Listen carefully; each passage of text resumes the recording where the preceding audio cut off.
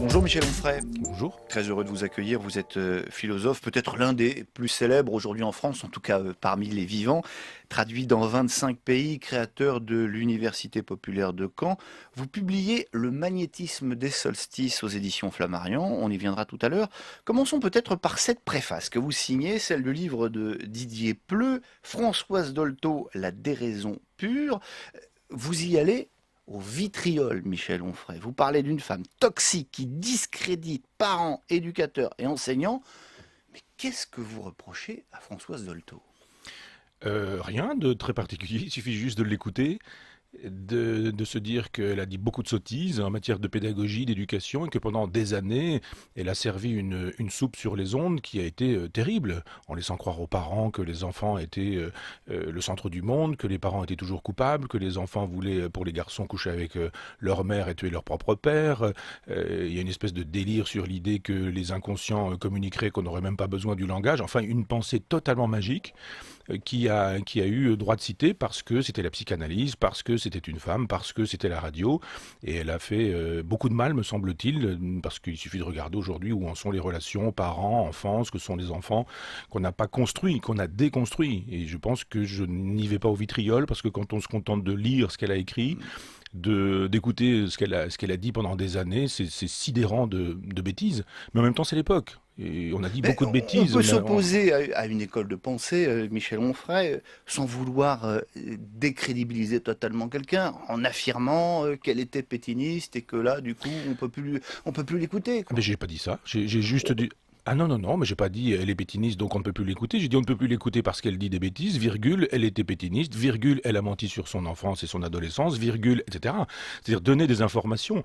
Ce qui est sidérant, c'est que ça se retourne contre moi, en l'occurrence contre Didier Pleu, mais je veux dire ça se retourne Mm. contre moi simplement parce que je dis la réalité. C'était la même chose avec Freud. On m'a traité de nazi, Elisabeth Roudinesco m'a traité d'antisémite, etc. Ouais, alors parce que d'ailleurs, Elisabeth Roudinesco conteste, hein, évidemment, non, mais c'est son ouais, métier de ouais. contester la vérité. Donc, elle en a fait une profession. C'est-à-dire, Freud, par exemple, défend Mussolini, défend Dollfuss, qui est un fasciste, et c'est moi le fasciste. Parce que j'ai dit que Freud défendait les fascistes.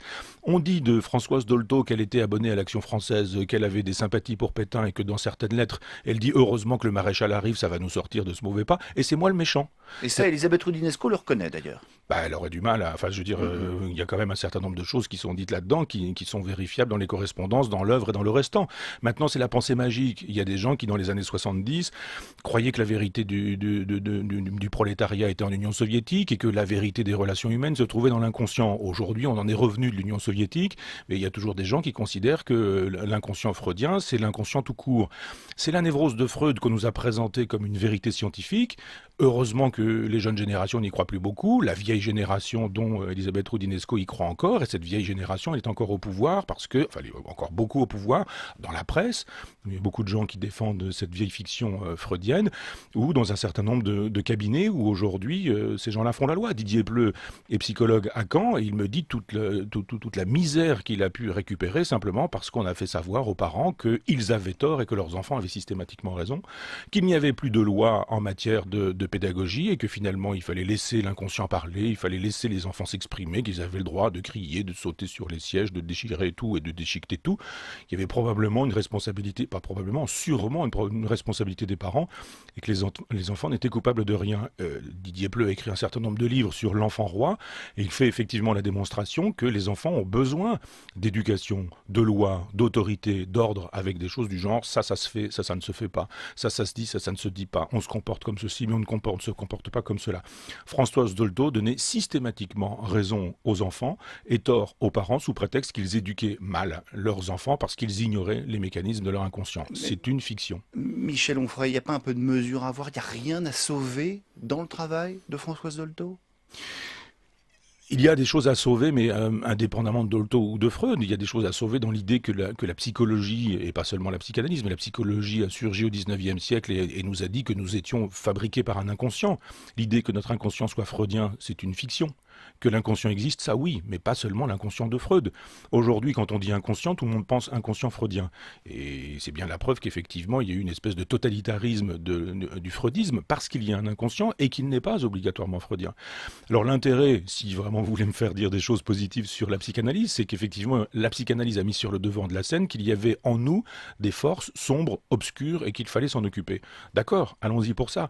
Mais la psychanalyse s'en est mal occupée. Donc on peut s'en occuper autrement, différemment. Il y a un tas de psychologues, de jeunes psychologues, et une nouvelle génération de psychologues aussi, qui est capable aujourd'hui de penser l'inconscient, mais complètement libéré de Freud, comme d'autres à gauche sont capables de penser la gauche, indépendamment de Marx, de Lénine, de Mao, de Trotsky et des vedettes des années 70. Voilà, je renvoie en tout cas à la lecture de ce livre et de cette préface, un livre écrit par Didier Pleu, Françoise Dolto, La déraison pure. C'est aux éditions Autrement. Michel Onfray, vous êtes notre invité toute la journée. On se retrouve tout à l'heure. Le philosophe Michel Onfray, parlons de cette université populaire que vous avez créée il y a une dizaine d'années à Caen. Vous racontez tout ça dans un petit livre aux éditions Librio, Rendre populaire la raison. L'idée, c'était d'enseigner la philosophie autrement. Mais qu'est-ce que vous reprochez aux universités classiques? C'est plutôt l'université classique qui me reproche des choses. Moi, je fais rien contre l'université classique. Vous avez créé cette université voilà. en réaction tout de même. Non, parce que moi, quand j'ai soutenu ma thèse, ma directrice de thèse m'a proposé de rentrer à l'université, de devenir professeur d'université. J'ai refusé. J'étais prof dans un lycée technique. Je suis resté 20 ans avec mes élèves de lycée technique. Donc, je ne suis pas un frustré de l'université. Je n'ai pas fait ça en disant j'aurais aimé être professeur à l'université. J'ai refusé. Donc, je l'ai fait simplement parce que l'université officielle, elle enseigne des choses institutionnelles. Elle enseigne que Platon est un grand philosophe, qu'avant Platon il y avait des présocratiques, etc., etc. Et puis on s'aperçoit que Platon est peut-être un grand philosophe, mais Démocrite est sûrement plus grand. Et que les gens qu'on nous présente comme des présocratiques, certains survivent 40 ans à Socrate. On se dit tiens c'est drôle, moi j'ai fait 8 années à l'université, on m'a jamais enseigné ça. On m'a enseigné même des choses qui allaient à l'inverse de ce que l'évidence nous enseigne quand on va voir directement les textes. Et puis, l'université, elle enseigne des choses qui sont utiles et qui sont monnayables. On a un diplôme, puis on peut passer des concours, puis on peut devenir professeur, et puis voilà. Mais on n'a pas besoin de philosophie pour vivre quand on est à l'université. On peut être kantien dans son cours, c'est-à-dire exprimer l'excellence de la morale, et puis quand on sort, violer des petits garçons. Donc il y avait une espèce de séparation entre ce qu'enseignaient les enseignants et ce qu'ils pratiquaient, ce qu'ils vivaient. Moi, ce qui m'intéressait, c'était de retrouver l'esprit de la philosophie antique, c'est-à-dire qu'on enseigne ce qu'on pratique. Et on pense ce qu'on pratique. C'est-à-dire que la philosophie, ça sert à vivre, à bien vivre, à mieux vivre. Et s'il y a intérêt à lire Montaigne, c'est pas de savoir combien de fois il aura cité Épicure ou combien de fois Sextus Empiricus, mais c'est de savoir comment lui vivait dans sa tour, non loin de Bordeaux, et comment nous pouvons vivre, pas forcément dans notre tour, mais comment on peut inventer notre existence. Donc ce que j'ai voulu faire dans mon cours, mais on oublie souvent que l'université populaire, c'est une quinzaine d'amis, une vingtaine d'amis, qui enseignent notamment la psychanalyse, parce que je souhaite que ça puisse être contradictoire, qui enseignent l'histoire de l'art, l'architecture, la musique, la littérature, la politique, etc. Parce que je souhaite que ce soit des lieux de débat et d'investissement personnel. On est tous bénévoles, on n'est pas payés. Moi, j'ai démissionné de l'éducation nationale, j'ai renoncé à un salaire il y a 12 ans. Mes amis ne sont pas payés, moi non plus. Aucun personnage de l'université populaire n'est payé pour un cours donné. Et les cours sont gratuits. Les cours sont gratuits, on ne demande rien à personne. Alors ça a un succès évidemment considérable, et pourtant on apprend que vous quittez Argentan, qui est le lieu historique de cette université. Pourquoi ? Non, le lieu historique, c'est Caen. C'est l'université populaire de Caen en 2002. Après, j'ai créé une université populaire du Goût à Argentan, qui était ma ville natale, la ville dans laquelle j'habitais. Ma compagne est décédée il y a 2 mois, et il se fait que je trouve que la municipalité m'a pas facilité la vie pendant des années. J'avais créé une université populaire du théâtre, on m'a refusé du prêt de matériel. Enfin, je ne suis pas désiré dans cet endroit, donc je vais faire ailleurs ce que je faisais à Argentan. C'est-à-dire que l'université populaire du Goût se déplace, elle va avoir lieu à Caen, notamment en matière d'énologie. C'est un scoop que je vous donne. Et l'université populaire du théâtre, elle va se déplacer à Chambois, qui est mon village natal, 500 habitants, et on va continuer dans le même esprit, c'est-à-dire bénévolat, gratuité. On va faire des dégustations de grands crus de Bordeaux qui seront gratuites, elles aussi, parce que je travaille avec mon ami Denis Molin, le libraire, l'Académie du vin de Bordeaux, parce que je travaille avec Jean-Claude Didet, qui est professeur au Conservatoire de Bruxelles, et on va faire du théâtre gratuit pour les gens et qui ne sont pas des professionnels du théâtre, et on va continuer dans cette logique-là, bénévolat, gratuité et édification personnelle. La culture, c'est pas ce qui sert de marqueur. On ne dit pas, mais moi, je connais ceci, je connais cela, et vous ne connaissez pas, vous ne connaissez pas, oui, mais moi, je suis cultivé, vous ne l'êtes pas. Ça ne m'intéresse pas. La culture, pour moi, ça réunit. C'est-à-dire, si on peut goûter un vin, si on peut écouter une pièce de théâtre, si on peut débattre sur une question philosophique et si on peut le faire avec des gens qui sont modestes, c'est-à-dire dont ça n'est pas la profession d'être philosophe, alors je suis le plus heureux des hommes. Moi, j'aime que la philosophie, comme dans l'Antiquité, elle puisse concerner des boulangers, des poissonniers, des charpentiers, enfin des gens, des artisans. C'est comme ça que ça se passait avec Diogène, avec Socrate sur l'agora, et c'est comme ça que ça devrait pouvoir se passer aujourd'hui. On parle aux gens qui ne sont pas des professionnels des idées ou des professionnels de la philosophie. On va parler aux gens de vin qui ne seront pas pour autant des œnologues. On va parler de théâtre aux gens qui ne sont pas forcément des critiques de théâtre ou des acteurs ou des gens de la corporation. Alors, à vous écouter, ça donne envie. Est-ce que l'éducation nationale pourrait s'inspirer de ce que vous faites? Non, parce que le propre de l'éducation nationale, c'est de se servir de la culture comme d'un marqueur. C'est pourquoi les gens aiment si peu lire, aiment si peu la peinture, la musique, la littérature, puisqu'on les ennuie avec ça, puisqu'on les fatigue, puisque Baudelaire, ça sert à passer le bac, ça sert pas à prendre le plaisir de la lecture du poème. Il faut qu'on sache ce que c'est qu'un alexandrin, une rime plate, une rime croisée, une rime embrassée, un sonnet, comment ça se construit. On peut pas aimer la poésie dans ces cas-là. Donc l'éducation nationale, elle produit des diplômés qui eux-mêmes vont prendre leur place dans la société pour faire de telle sorte qu'il y ait des puissants et des misérables. Nous, ce qui nous intéresse à l'université populaire, c'est qu'il y ait de l'édification personnelle. C'est-à-dire qu'un poème ne soit pas lu pour passer le bac ou pour passer un diplôme, mais qu'il soit lu pour qu'on y trouve du bonheur, du plaisir, de la joie, ou qu'on puisse donner un sens à son existence parce qu'on aura lu Ronsard, René Char, ou parce qu'on aura lu un texte de Platon ou de Montaigne et qu'on aura mis ça en relation avec sa propre vie privée. Et quand je viens à Paris et que je suis dans des taxis et que les chauffeurs de taxi me disent « Ah, mais je vous ai entendu, etc. » et que j'ai des discussions philosophiques avec des chauffeurs de taxi qui me disent « Mais vous m'avez fait découvrir Diogène. Et Diogène, c'est drôlement plus intéressant que Platon. » Et la personne en question est en train de conduire son taxi. Je me dis, je suis le plus heureux des hommes. Bien plus heureux que si j'étais docteur honoris causa de l'université parisienne, ce qu'évidemment on ne me proposera pas. Et c'est fort heureux. Mais ce qui est étonnant, c'est qu'en ce moment, on a l'impression qu'il y a une appétence générale pour la philosophie. Il y a d'ailleurs ces cafés philo qui se multiplient, où on a la possibilité d'appréhender la philosophie aussi un petit peu différemment. Je sais que c'est pas votre tasse de thé, sans mauvais jeu de mots, ces cafés philo. Pourquoi? Parce que j'avais dit à un moment donné que faire descendre la philosophie dans la rue, c'était pas forcément la mettre sur le trottoir. Et il y a effectivement des gens qui... C'est une jolie formule, mais... Oui, c'est pourquoi je vous dis que j'ai dit. Mais c'est une formule, mais elle fait sens. C'est-à-dire que il y a eu un petit livre qui a été écrit sur les cafés philo, il n'y en a pas 36, mais qui fait la sociologie des animateurs de cafés philo. La plupart des animateurs de cafés philo n'ont jamais fait d'études de philosophie. Iriez-vous vous faire opérer de l'appendicite chez un chirurgien qui n'aurait jamais eu de diplôme de chirurgie? Sûrement pas. Vous n'iriez pas confier... Charles Pépin, Luc Ferry, tout ça pour vous, ce sont des... Ah non, je parle pas d'eux. Non, je parle pas d'eux. D'abord, Pépin, Ferry, c'est pas exactement la même chose non plus. Mais les deux animent... Luc Ferry, je crois pas qu'il fasse des cafés philo. Au théâtre, c'est un peu différent, mais enfin, ça revient à ça, à peu près. Luc Ferry se fait payer pour ce que je fais, moi, à Caen, et il met de l'argent en jeu dans ce qu'il fait. Luc Ferry se fait payer. Et les gens qui font des cafés philo, au moins, eux ne se font pas payer. Mais non, je ne donne pas de nom, je dis simplement que la sociologie des cafés philo montre que nombre de gens qui animent les cafés philo n'ont pas de diplôme de philosophie. Le diplôme de philosophie ne fait pas le philosophe. Simplement, il y a des moments où on ne peut pas imaginer que, par exemple, je fasse un concert de musique classique sans avoir appris à jouer du piano. Aujourd'hui, on peut faire de la philosophie sans avoir appris la philosophie. Ça me paraît un peu court. Alors, donc, ce à quoi j'aspire, c'est que les gens qui s'occupent d'animer des débats philosophiques aient une formation philosophique. Alors, vous recalez les profs de philo de l'université classique, vous recalez les cafés philo. Michel Onfray, est-ce que vous auriez pas un peu tendance à penser que vous détenez tout seul la vérité philosophique? Pas tout seul, puisque je fais une université populaire et qu'on est une vingtaine, qu'il y a aujourd'hui une vingtaine de philosophes ou de sociologues ou de psychologues qui font des universités populaires en France, que le Quai Branly, comme par hasard, a inventé une université populaire du Quai Branly. Je trouvais que c'était un bel hommage, d'une certaine manière, du vice à la vertu. Mais non, je ne suis pas contre l'université ou les cafés philo, je dis simplement qu'on fait autre chose ailleurs.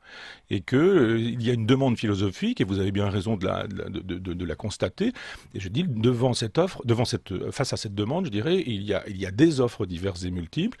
L'offre philosophique universitaire est élitiste. Il faut un bac, il faut s'inscrire, il faut payer, il faut passer des diplômes, il faut etc. Bon, donc ça concerne simplement des professionnels de la philosophie. Et puis de l'autre côté, c'est-à-dire du côté totalement inverse, on a des individus qui le dimanche boivent un café, parlent de je sais pas quoi, des frasques de Dominique Strauss-Kahn en saupoudrant avec un petit peu de Spinoza, un petit peu de Nietzsche, et on s'en va chacun chez soi en ayant l'impression qu'on a fait un petit peu de philosophie. Je ne suis pas contre ça, je dis simplement qu'on peut faire quelque chose ailleurs. Donc je n'interdirai pas les pratiques élitistes ou les pratiques populistes, je dirais, de la philosophie, ça fait partie du jeu. Et le philosophe Michel Onfray, invité d'un monde d'idées toute la journée sur France Info.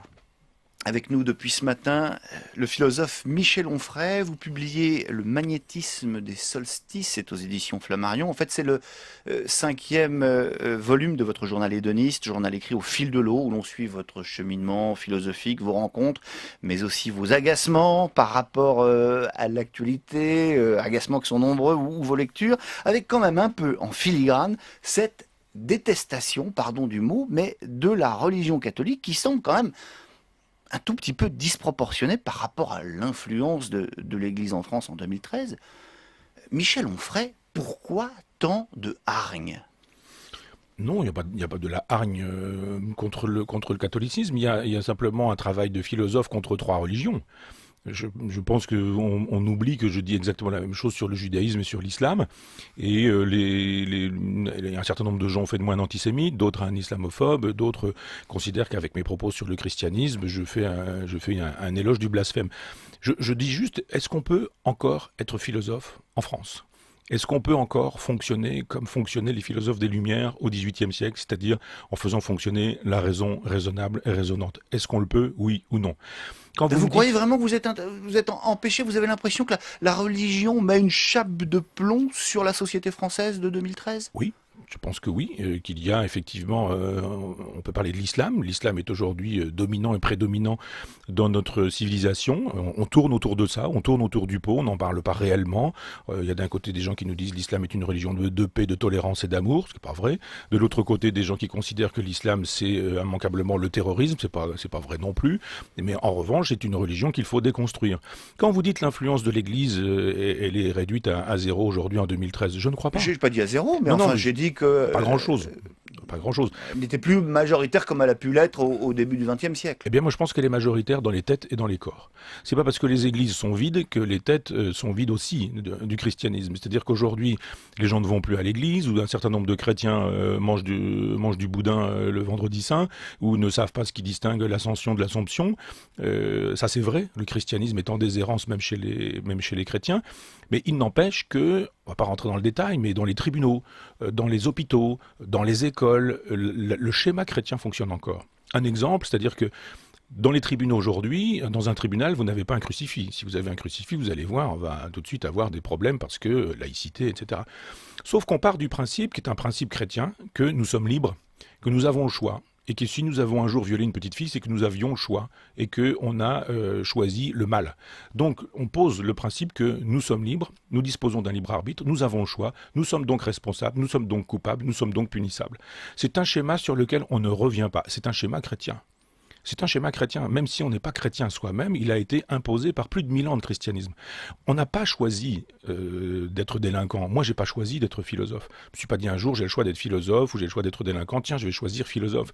Il se fait que ce vers quoi j'ai été porté est socialement défendu ou défendable, alors que si j'avais été violeur, par exemple, ça n'aurait pas été socialement défendable, donc j'aurais été puni. Je ne l'aurais pas plus choisi.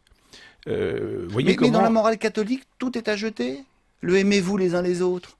Oh, je suis pas sûr que ce soit vraiment la catégorie, enfin, ce que les chrétiens ont fait de mieux. Hein. Je dirais, aimez-vous les uns les autres, l'Inquisition, les croisades, les conquistadors, les guerres de religion, aimez-vous les uns les autres. Je pense que ça s'est pratiqué indépendamment du christianisme et que peut-être la solidarité de gauche ou la fraternité sociale, elle a fait plus d'effet en matière d'amour du prochain que les religions. Les religions, elles vous disent aimez-vous les uns les autres et puis elles vous brandissent un cimetière aujourd'hui ou un couteau dans le temps ou le bûcher sous le nez en vous disant si vous ne vous aimez pas, si vous ne nous aimez pas. Il y a deux choses. chose, il y a Ça va l'application, mal se mais passer. il y a le principe. Il y a le principe. Oui, mais C'est comme... ça n'est pas que ça. Vous savez, il y a ça dans le christianisme, mais vous avez aussi Saint Paul qui est là avec son glaive et qui nous dit qu'effectivement, il va falloir régler les problèmes avec la violence, ou Jésus qui chasse les marchands du temple, et bien vous les uns les autres, mais vous vous prendrez un coup de fouet quand même au passage. Il y a tout dans la Bible.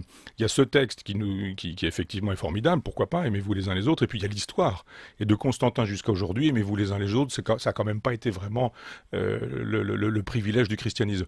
Non, je pense que le christianisme produit des effets, même dans les hôpitaux, en matière de bioéthique. Pourquoi y a-t-il aujourd'hui, pourquoi est-ce qu'on laisse mourir des gens avec des chimiothérapies terribles alors qu'il y a des cancers incroyables et qu'on massacre les corps? Simplement parce que vous avez un comité d'éthique qui est en train de nous expliquer qu'on ne peut pas jouer sur les thérapies géniques.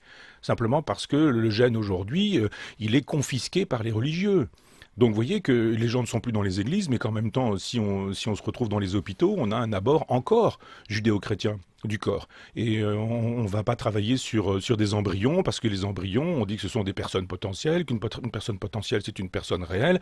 Et tout ce qui est aujourd'hui génie génétique est interdit en France. On ne travaille pas sur ce sujet-là, simplement parce que vous avez 1000 ans de christianisme derrière ça. Alors mon problème, c'est pas les églises pleines ou vides, c'est ce que Foucault aurait appelé une épistémée judéo-chrétienne, c'est-à-dire une vision des choses chrétiennes. Et je pense que cette vision des choses chrétiennes, elle fait encore la loi, y compris sur les couples, fidélité, monogamie, mariage, cohabitation, etc., etc. Vous voyez comment ça fait la loi. Alors ça bouge un peu, les homosexuels peuvent se Ça a quand marier, même bougé beaucoup mais au tant cours mieux. de ces 50 dernières années. Mais au fond, Michel Onfray, pardon de cette question directe, mais vous êtes détenteur du savoir, du mystère finalement le plus profond de l'humanité. Vous êtes en mesure de nous dire qu'il y a un Dieu ou rien. Vous n'avez aucun doute.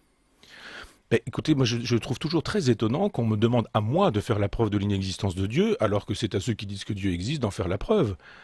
Autrement, je vous dis, je suis venu ce matin en train, il y avait une licorne juste à côté de moi. Faites-moi la preuve qu'il n'y avait pas une licorne dans le train à mes côtés, et ce sera la Je ne vous preuve que demande la pas une preuve, licorne je vous demande existe. si le doute est permis ou pas. Ben, moi, c'est mon métier d'être philosophe et d'y avoir réfléchi à ces questions-là. Et effectivement, je suis athée.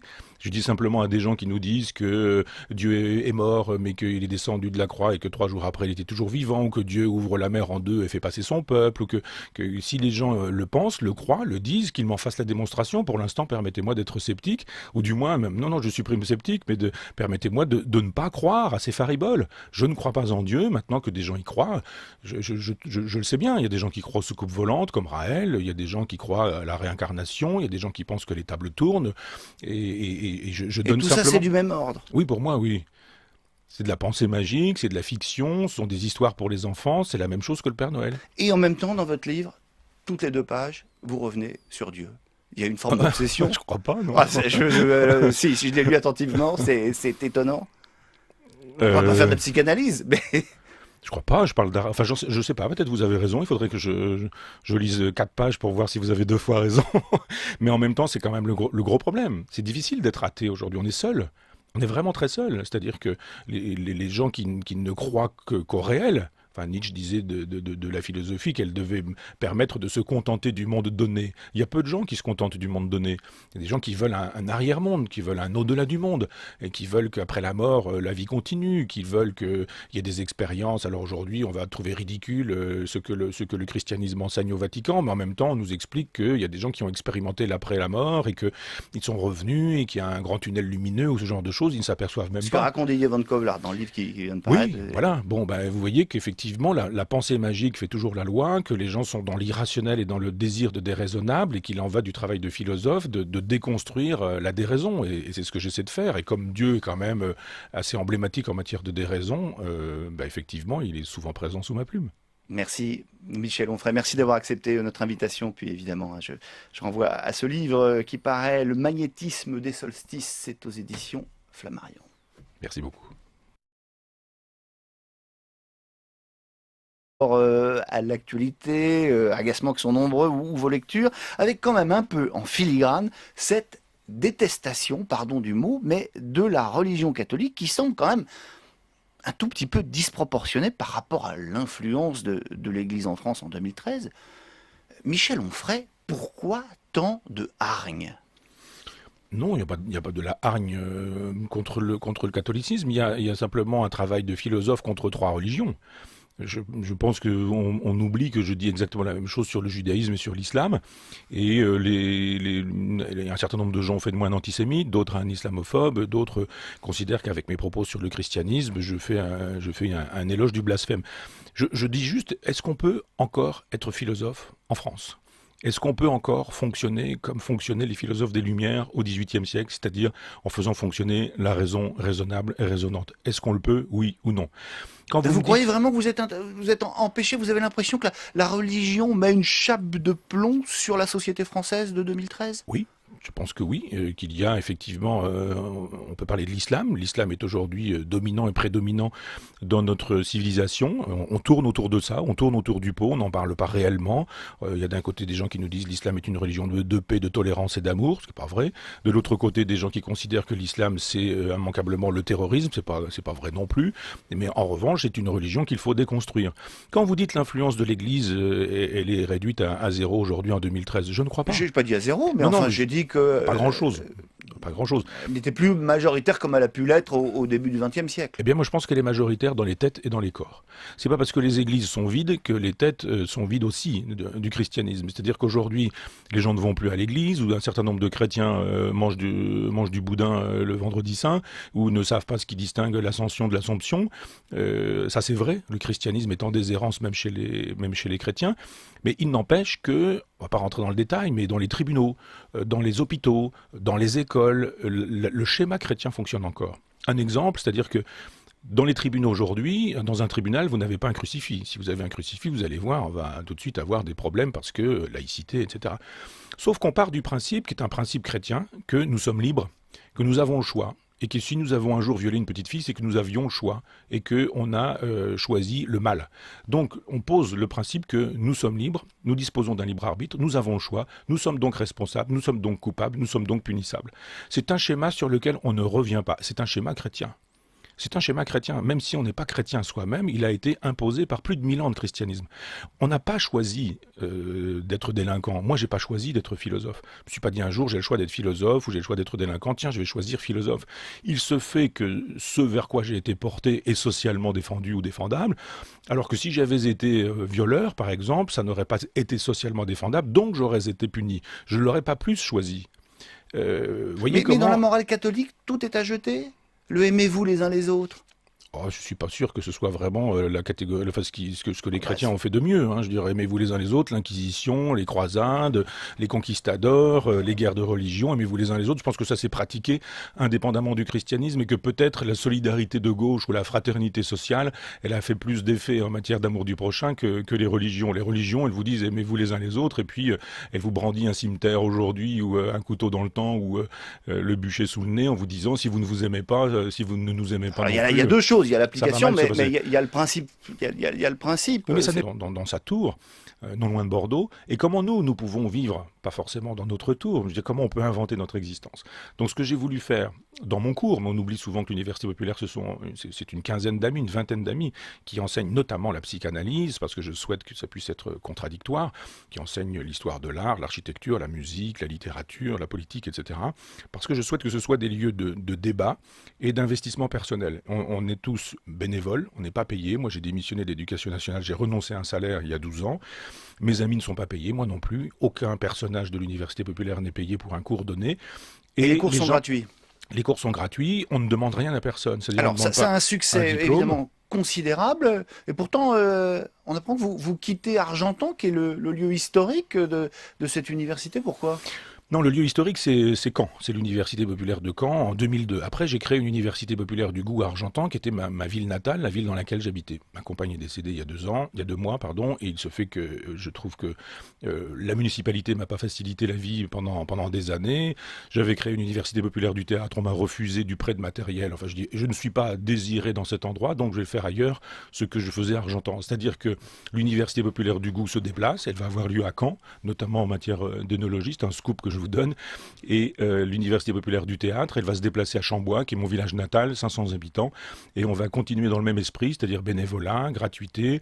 On va faire des dégustations de grands crus de Bordeaux qui seront gratuites, elles aussi, parce que je travaille avec mon ami Denis Molin, le libraire, l'Académie du vin de Bordeaux, parce que je travaille avec Jean-Claude Didet, qui est professeur au Conservatoire de Bruxelles, et on va faire du théâtre gratuit pour les gens et qui ne sont pas des professionnels du théâtre, et on va continuer dans cette logique-là, bénévolat, gratuité et édification personnelle. La culture, c'est pas ce qui sert de marqueur. On ne dit pas, mais moi, je connais ceci, je connais cela, et vous, vous ne connaissez pas, vous ne connaissez pas, oui, mais moi, je suis cultivé, vous, vous ne l'êtes pas, ça ne m'intéresse pas. La culture, pour moi, ça réunit. C'est-à-dire, si on peut goûter un vin, si on peut écouter une pièce de théâtre, si on peut débattre sur une question philosophique, et si on peut le faire avec des gens qui sont modestes, c'est-à-dire dont ça n'est pas la profession d'être philosophe, alors je suis le plus heureux des hommes. Moi, j'aime que la philosophie, comme dans l'Antiquité, elle puisse concerner des boulangers, des poissonniers, des charpentiers, enfin des gens, des artisans. C'est comme ça que ça se passait avec Diogène, avec Socrate sur l'agora, et c'est comme ça que ça devrait pouvoir se passer aujourd'hui. On parle aux gens qui ne sont pas des professionnels des idées ou des professionnels de la philosophie. On va parler aux gens de vin qui ne seront pas pour autant des œnologues. On va parler de théâtre aux gens qui ne sont pas forcément des critiques de théâtre ou des acteurs ou des gens de la corporation. Alors, à vous écouter, ça donne envie. Est-ce que l'éducation nationale pourrait s'inspirer de ce que vous faites? Non, parce que le propre de l'éducation nationale, c'est de se servir de la culture comme d'un marqueur. C'est pourquoi les gens aiment si peu lire, aiment si peu la peinture, la musique, la littérature, puisqu'on les ennuie avec ça, puisqu'on les fatigue, puisque Baudelaire, ça sert à passer le bac, ça sert pas à prendre le plaisir de la lecture du poème. Il faut qu'on sache ce que c'est qu'un alexandrin, une rime plate, une rime croisée, une rime embrassée, un sonnet, comment ça se construit. On peut pas aimer la poésie dans ces cas-là. Donc l'éducation nationale, elle produit des diplômés qui eux-mêmes vont prendre leur place dans la société pour faire de telle sorte qu'il y ait des puissants et des misérables. Nous, ce qui nous intéresse à l'université populaire, c'est qu'il y ait de l'édification personnelle. C'est-à-dire qu'un poème ne soit pas lu pour passer le bac ou pour passer un diplôme, mais qu'il soit lu pour qu'on y trouve du bonheur, du plaisir, de la joie, ou qu'on puisse donner un sens à son existence parce qu'on aura lu Ronsard, René Char, ou parce qu'on aura lu un texte de Platon ou de Montaigne et qu'on aura mis ça en relation avec sa propre vie privée. Et quand je viens à Paris et que je suis dans des taxis et que les chauffeurs de taxi me disent « Ah, mais je vous ai entendu, etc. » et que j'ai des discussions philosophiquement, sûrement une responsabilité des parents, et que les enfants n'étaient coupables de rien. Didier Pleu a écrit un certain nombre de livres sur l'enfant roi, et il fait effectivement la démonstration que les enfants ont besoin d'éducation, de loi, d'autorité, d'ordre, avec des choses du genre, ça se fait, ça ne se fait pas, ça se dit, ça ne se dit pas, on se comporte comme ceci, mais on ne se comporte pas comme cela.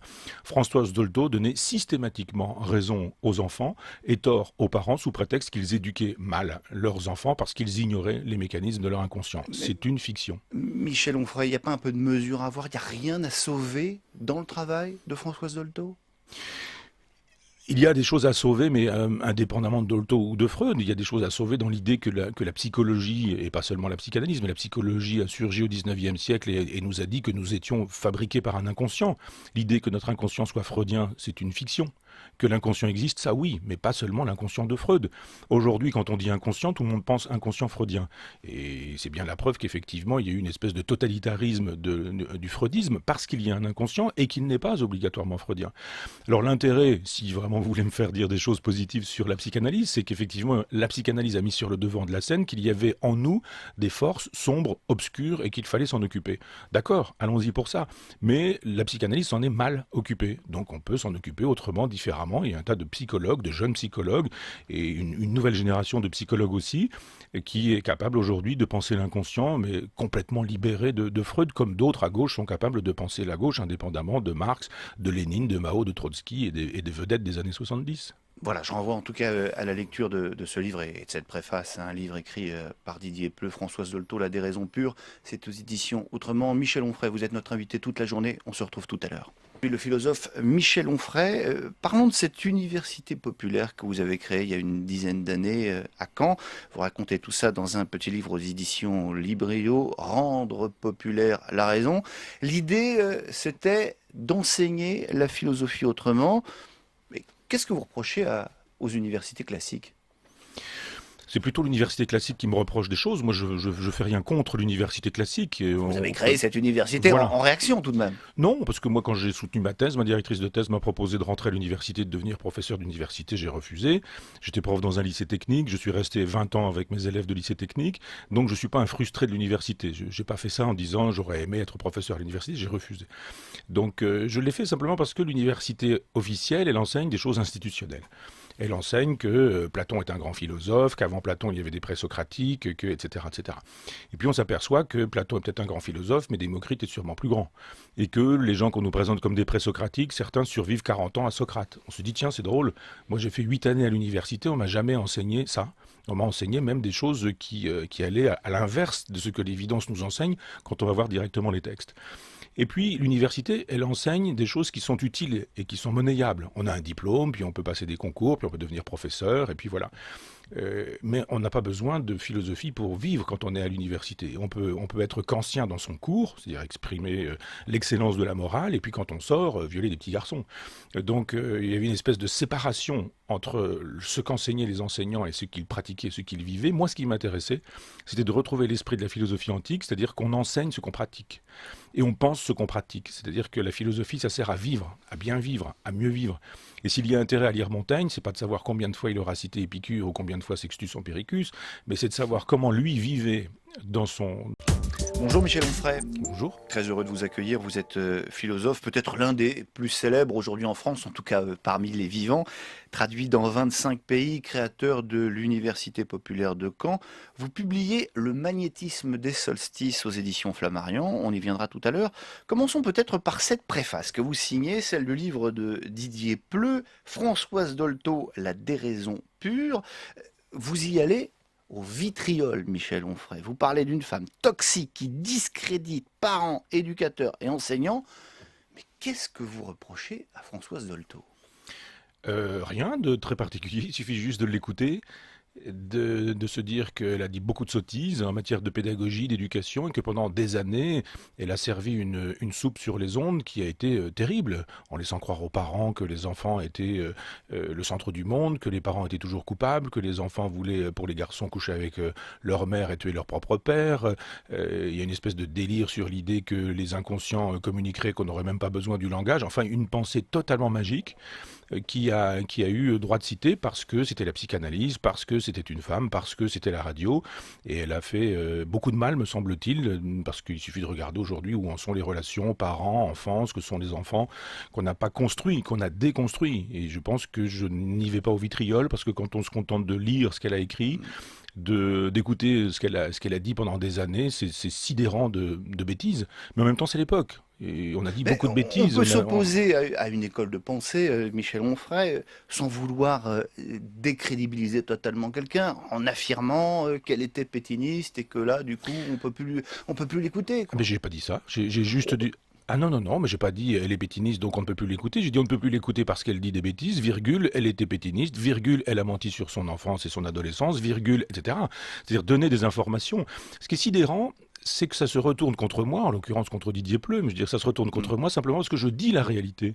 C'était la même chose avec Freud. On m'a traité de nazi, Elisabeth Roudinesco m'a traité d'antisémite, etc. Parce alors, Elisabeth Roudinesco conteste. Évidemment, non, mais c'est son métier de contester la vérité. Donc, elle en a fait une profession. C'est-à-dire, Freud, par exemple, défend Mussolini, défend Dollfuss, qui est un fasciste, et c'est moi le fasciste. Parce que j'ai dit que Freud défendait les fascistes. On dit de Françoise Dolto qu'elle était abonnée à l'Action française, qu'elle avait des sympathies pour Pétain et que dans certaines lettres, elle dit heureusement que le maréchal arrive, ça va nous sortir de ce mauvais pas. Et c'est moi le méchant. Et ça, Elisabeth Roudinesco le reconnaît d'ailleurs. Bah, elle aurait du mal à... Enfin, je veux dire, il y a quand même un certain nombre de choses qui sont dites là-dedans, qui sont vérifiables dans les correspondances, dans l'œuvre et dans le restant. Maintenant, c'est la pensée magique. Il y a des gens qui, dans les années 70, croyaient que la vérité du prolétariat était en Union soviétique et que la vérité des relations humaines se trouvait dans l'inconscient. Aujourd'hui, on en est revenu de l'Union soviétique, mais il y a toujours des gens qui considèrent que l'inconscient freudien, c'est l'inconscient tout court. C'est la névrose de Freud qu'on nous a présentée comme une vérité scientifique.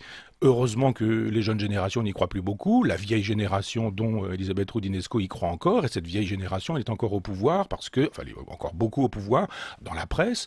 Il y a beaucoup de gens qui défendent cette vieille fiction freudienne ou dans un certain nombre de cabinets où aujourd'hui, ces gens-là font la loi. Didier Pleu est psychologue à Caen et il me dit toute la misère qu'il a pu récupérer simplement parce qu'on a fait savoir aux parents qu'ils avaient tort et que leurs enfants avaient systématiquement raison, qu'il n'y avait plus de loi en matière de pédagogie et que finalement il fallait laisser l'inconscient parler, il fallait laisser les enfants s'exprimer, qu'ils avaient le droit de crier, de sauter sur les sièges, de déchirer tout et de déchiqueter tout.